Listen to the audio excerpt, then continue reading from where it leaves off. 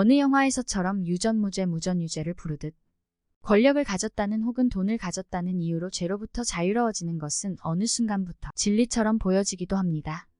이 사건은 재력가인 남자친구가 이별을 준비하는 여자친구를 비참하게 살인하고도 엄청난 돈을 써서 재판에서 무죄를 받고 자유의 몸이 되어서 한때 화제가 됐던 인게 라츠 살인사건입니다.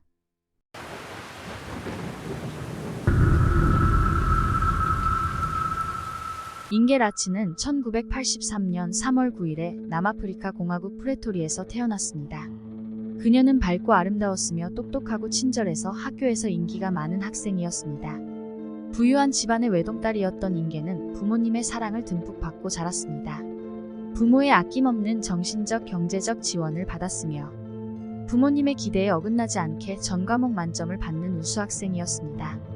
인게는 보험계리학 학사학위를 받은 후 수리통계학 석사과정을 수료하기 위해 스텔렌보시 대학에 들어갔습니다. 남아프리카 공화국은 범죄율이 높은 위험한 나라이므로 인게는 안전을 위해서 벽이 높고 보안이 철저하기로 유명한 럭셔리 학생 아파트에 입주하였습니다.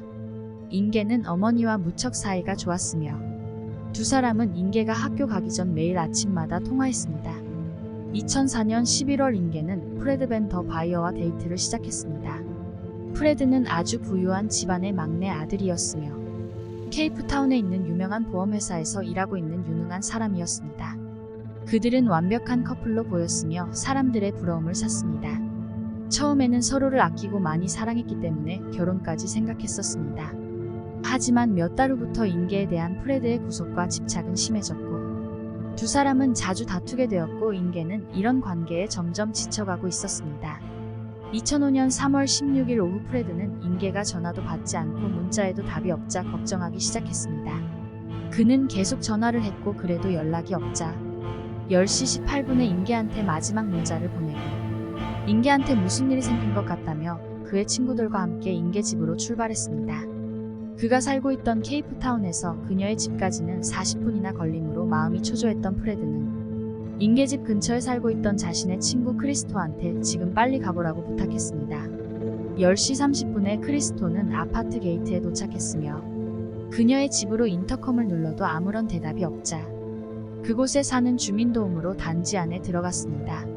그녀의 집 문은 잠겨있지 않았고 그는 문을 열고 들어갔습니다.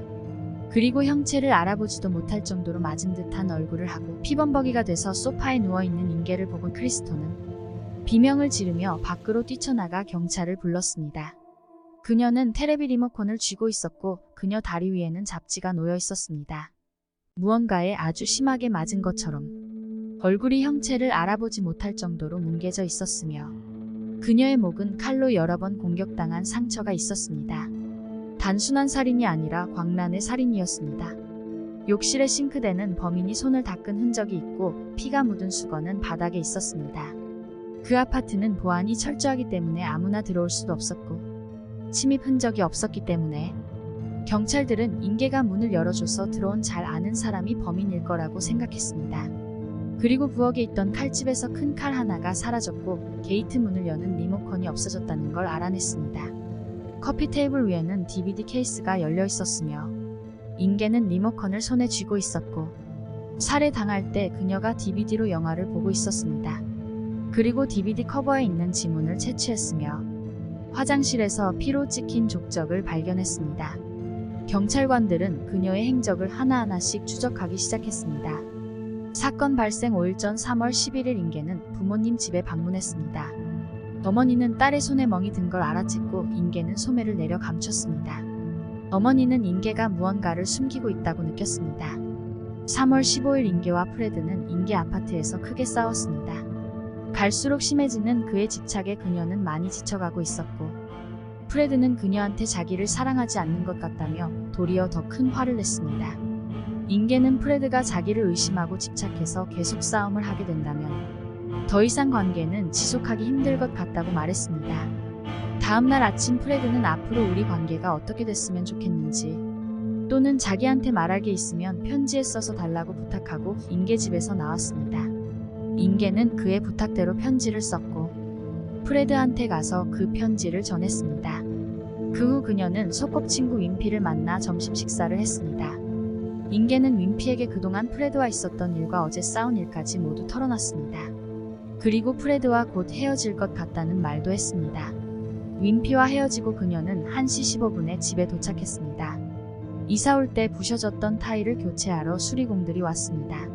수리공들이 돌아간 후 인계는 어머니한테 전화해서 간단한 안부 인사를 했습니다. 이 통화는 어머니와 딸의 마지막 통화가 됩니다. 2시 55분 영화 대여점에 가서 DVD를 빌리고 가게에서 햄버거와 음료수 그리고 잡지를 사서 집에 옵니다. 빌려온 영화를 보다가 8시쯤 살해를 당한 것입니다. 경찰은 커피 테이블 위에 열려있던 DVD 커버에서 지문을 채취했고 정밀 감식한 결과 프레드의 지문으로 확인됐습니다.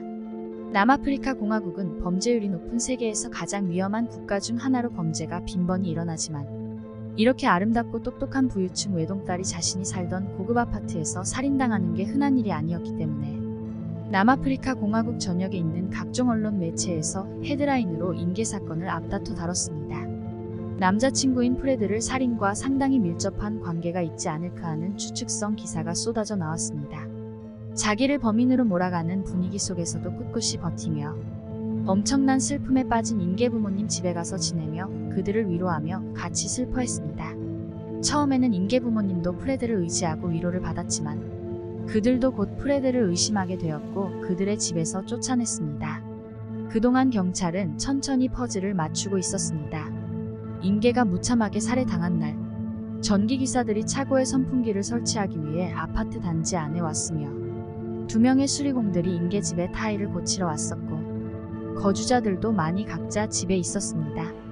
그리고 아파트 일부는 공사 중이라 인부들이 많이 드나들었습니다.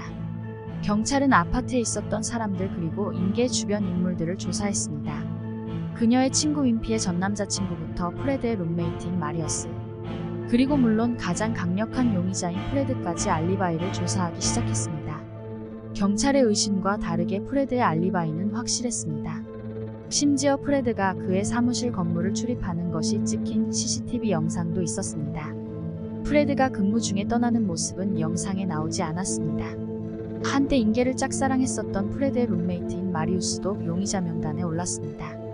이렇게 모든 가능성을 열어두고 수사를 하고 있던 중 인계가 죽은 지 2주가 지나고 마약 딜러인 17세 외너 카롤로스가 뜬금없이 나타나 자기가 약에 취한 상태에서 인계를 죽였다고 자수합니다. 소름 끼치게도 아직 언론에 공개되지 않았던 범인만 알 수 있는 범행 내용을 말합니다. 하지만 외너는 처음에는 자신이 죽였다고 했다가 다시 물어보면 죽이는 걸 봤다고 했고 그러다가 죽어 있는 걸 봤다고 말을 계속 바꿨습니다. 외너는 자기가 너무 약에 취해 있어서 잘 기억이 안 난다고 말해서 경찰들을 혼란에 빠뜨렸습니다. 경찰은 외너와 범행 현장에 가서 수사했지만 그 장소에 처음 온 사람 같았던 외너의 진술을 믿지 않았습니다. 경찰은 확실한 알리바이를 가지고 있지만 여전히 프레드를 유력한 용의자로 보고 있었기 때문입니다. 인계 부모님도 프레드를 강하게 의심하고 있었습니다. 인계 어머니는 딸과 자주 통화하면서 프레드가 그녀를 조종하고 통제하려고 했으며 자주 다툰다는 얘기를 들었었고 그녀가 죽기 며칠 전 부모님 집에 왔을 때 어머니는 인계의 팔에 멍이 들어있는 것을 봤기 때문입니다. 인계 부모님의 의심을 받기 시작하자 프레드는 그녀가 살인당하기 전에 자기한테 준 것이라며 인계 부모님에게 한 장의 편지를 건네줍니다. 그 편지는 프레드가 인계 자신한테 얼마나 특별한지 그리고 사소한 고민도 잘 들어주고 친절한 남자친구를 보내주신 하나님께 감사하다는 내용의 달콤한 러브레터였습니다. 하지만 싸운 다음날에 쓴 편지라고 하기에는 너무 이해가 안 가는 내용이라 그 편지는 마지막 편지일 리가 없다고 생각했습니다. 그리고 장의사인 외삼촌이 직접 인계 시신을 받아서 장례를 치르려고 했는데 프레드가 벌써 그가 잘 알고 있던 두 목사한테 장례식을 맡겼습니다. 장례식 후 얼마 후 DVD 커버에서 나온 지문은 프레디 거심이 밝혀지면서 수사는 급물살을 탑니다. 경찰은 압수수색 영장을 발부받아 프레드 집을 수색했고 세탁한 것 같은 스포츠 신발을 발견했으며 그것은 사건 현장에서 남겨진 범인의 족적과 일치했습니다. 그리고 그의 차 앞자리 아래에서 가방에 들어있던 병따개가 달린 망치를 찾았습니다. 증거들은 프레드가 범인이라는 것을 가리키고 있지만 문제는 바로 그의 알리바이를 깨는 것이었습니다. 경찰은 3월 16일 오전 11시부터 프레드의 하루를 다시 추적했습니다. 그는 출근해서 동료들과 11시 10분에 아침 미팅에 참가한 후 사무실에 가서 컴퓨터로 일을 했습니다. 하지만 오후 3시 30분부터 프레드의 컴퓨터와 전화기 모두 2시간 동안 아무런 활동 기록이 없었으며 동료 중 누구도 그가 그 2시간 동안 사무실에 있었다는 것을 확인해 줄 수 없었습니다. 프레드가 건물을 11시에 들어가서 오후 6시에 나가는 모습은 CCTV에 찍혔지만 CCTV가 없는 주차장으로 나갔다 왔을 가능성이 있었습니다. 프레드는 2005년 6월 체포영장이 가까워지고 있다는 변호사의 충고로 경찰에 자진 출석했고 거짓말 탐지기 테스트를 받겠다고 먼저 제안했으며 그리고 테스트 결과는 진실로 나왔지만 그를 1급 살인 혐의로 기소할 충분한 증거가 있었습니다. 하지만 어떠한 이유로 인하여 인계가 죽은 지 2년 후인 2007년 2월이 되어서야 재판이 시작되었습니다. 이 재판은 9개월 동안 지속되었으며 프레드 가족은 변호를 맡아줄 최고의 변호사를 고용하기 위해 막대한 재산을 썼습니다. 검찰은 살인이 일어나기 바로 전에 빌린 DVD 커버에 발견된 지문을 증거로 제시하며 프레드가 범인임이 틀림없다고 주장했습니다. 이에 대해 프레드의 부모님은 큰 돈을 들여 미국 지문 전문가와 법의학 전문가를 고용해서 반격했습니다. 지문 전문가는 지문 형태를 정밀 분석한 결과 검찰에서 수집한 그 지문은 유리잔 같은 원통에서 나온 지문이므로 절대 DVD 커버 같은 납작한 곳에서 나올 수 없는 지문이라며 반격했습니다. 그리고 프레드 변호인은 그가 누군가에 의해 누명을 쓴 게 틀림없다며 억울함을 호소했습니다.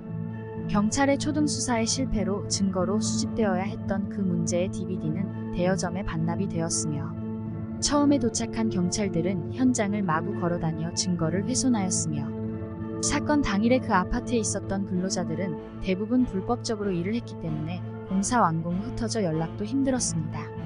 가장 강력하다고 믿었던 지문 증거가 물거품이 되는 검찰은 직장에서의 약 105분간의 부재에 대해 의문점을 제시했습니다.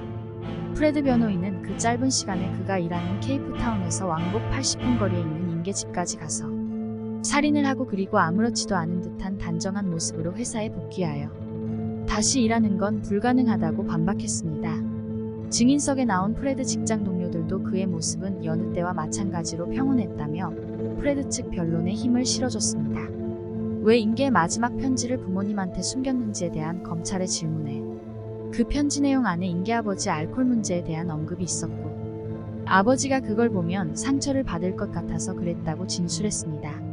그리고 처음에 욕실에 찍혀있던 족적이 프레드 신발과 일치한다는 결과를 내렸던 분석가는 증인석에 나와서는 신발은 같을 수 있으나 프레드 신발에서는 아무런 혈흔이 나오지 않았기 때문에 프레드가 거기 있었다는 증거로 보기가 힘들다고 증언했습니다.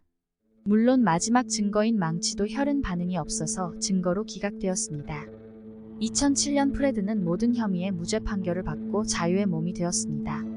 재판이 끝난 후 판사는 이렇게 무능한 경찰들을 본 적도 들은 적도 없었다며 소감을 말했습니다. 이 재판은 남아프리카 공화국에서 가장 길고 변호인 비용이 천문학적으로 가장 많이 든 재판으로 알려졌습니다. 돈으로 정의를 사버리는 안타까운 현실을 보여준 인계 살인 사건이었습니다. 시청해주셔서 감사합니다. 구독, 좋아요, 알림 설정까지 부탁드려요.